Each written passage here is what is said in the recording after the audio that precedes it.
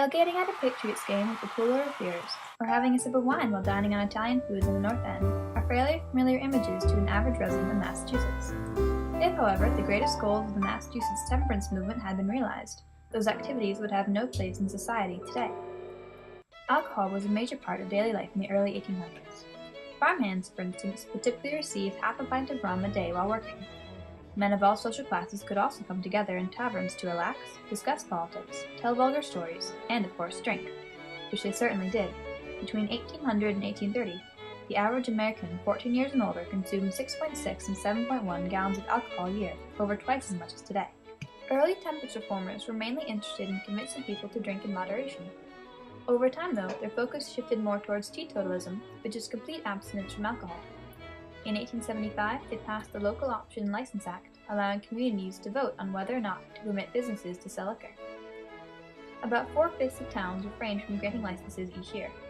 So, a large percentage of Massachusetts was already under prohibition when, in 1889, temperance advocates proposed an amendment to the Massachusetts Constitution that prohibited the manufacture and sale of intoxicating liquors for beverage purposes.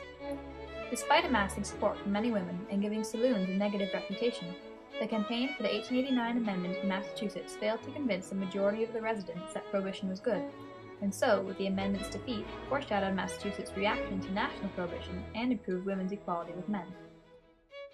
The invaluable support of people who believed perfect sobriety would greatly benefit society and themselves helped to make temperance a major political issue in 1889, but failed to resolve it, prolonging the debate and bolstering women's rights. Many women played a large role in the temperance movement.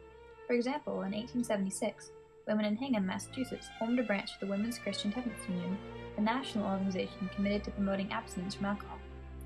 Women could not yet vote, so the temperance movement served as an expression of democracy by allowing them to assert their opinions and desires for change. Women were also inspired by visions of progress for families as well as fears of violence and poverty at the hands of drunken husbands. They were very dedicated. During the vote for the 1889 amendment, the Women's Christian Temperance Union had volunteers stationed at each precinct. When the police removed some prohibition placards, the women pinned them to their dresses and paraded about the polling places. Other people also supported temperance. Social reformers blamed alcohol for poverty, moral decay, and domestic abuse, while physicians argued that alcohol caused health problems. Employers in the new industrial society believed that employees who drank alcohol were lazy, unproductive, and prone to sickness, absenteeism, and on-the-job accidents. The Republican Party of Massachusetts also endorsed prohibition, declaring in 1887 that intemperance was the most fruitful source of pauperism, crime, corruption in politics, and social degradation. In addition, a sense of nativism caused many white, middle-class Massachusetts residents to support prohibition. The campaign was biased against the Irish newcomers and associated drinking with the old-world customs of immigrants, expressions of working-class cultural independence, and the spread of vice. This scared middle-class Americans. The saloon's bad reputation, which temperance advocates reinforced, turned even more people against the establishments. Saloons suffered from a widespread association with illegal gambling and prostitution, as well as political corruption. Taverns needed licenses to sell alcohol. They were granted those licenses by the government.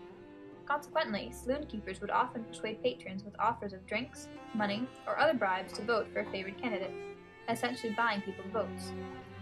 Lastly, for millions of Americans, the saloons conjured up, in the words of Norma Clark, images of sodden drunks, of hideously fat men sucking stale cigars, of toilets fouled with vomit and urine in the haze of alcoholic narcosis, and of the blind idiocy of drunken violence. Such a negative view of drinking establishments would have inclined many citizens to support temperance. Women, nativists, reformers, and the reputation of saloons strengthened the fight against alcohol. Against the amendment stood the liquor industry, immigrants, and the tempting call of self-determination, forces which managed to crush the law but fell short of silencing its proponents, resulting in a continuation of the debate. Some people, such as the citizens of Hingham, may have been pro-temperance but did not support the Prohibition Amendment. Most Hingham residents preferred local control to state control, and though they may have been against drinking, they did not want to be ordered to abstain. Thus, in 1889, the town voted 2-1 against the state constitutional amendment for prohibition. Immigrants also opposed teetotalism. The Germans liked to drink beer, and for immigrants in the working class, the saloon and the enjoyment of strong drink figured prominently as symbols of community and autonomy. Not only that, the liquor industry furnished some immigrants with jobs. wholesale liquor dealers in Boston would provide a potential saloon keeper with a bar, fixtures, liquor licenses, and the property in return for a fixed monthly payment and a pledge to sell only a specified brand of beer. Thus, thousands of lower-class Americans were able to enter the saloon business. If the proposed amendment were to pass, they would lose their jobs, and so many members of the working class opposed it. All levels of the liquor industry, in fact, fought against the 1889 amendment and developed strategies for doing so.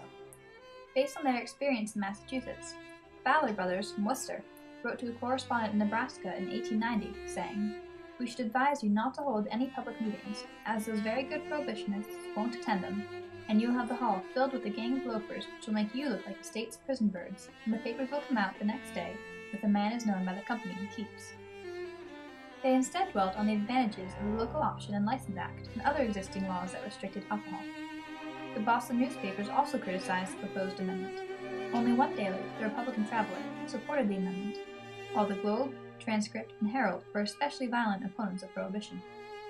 They cried out about the possibility that the 1889 amendment would prevent farmers from making vinegar out of cider.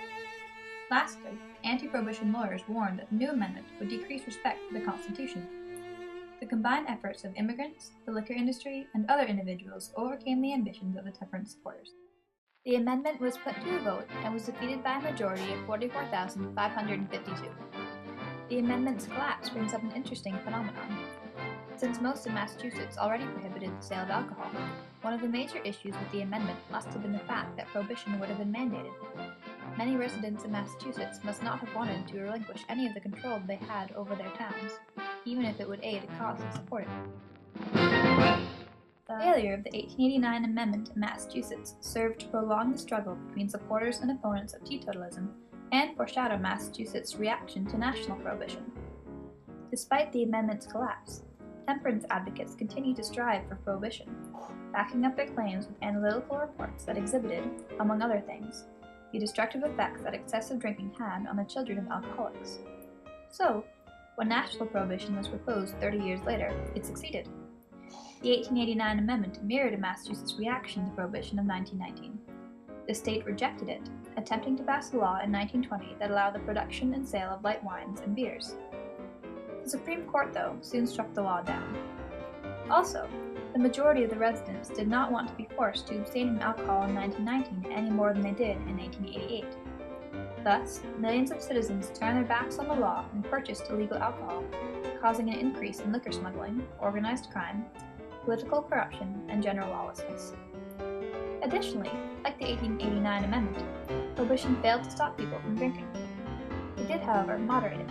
Between 1911 and 1915, the annual per capita consumption of alcohol for people 15 years and older was 2.56 gallons, which fell to 0.97 gallons by 1934. Since the 1889 amendment failed to resolve the temperance debate, it is complicit in the effects of prohibition, which was a later attempt to fix the same problem. The debate over the 1889 amendment had two other effects that continued to affect Massachusetts society in the 21st century.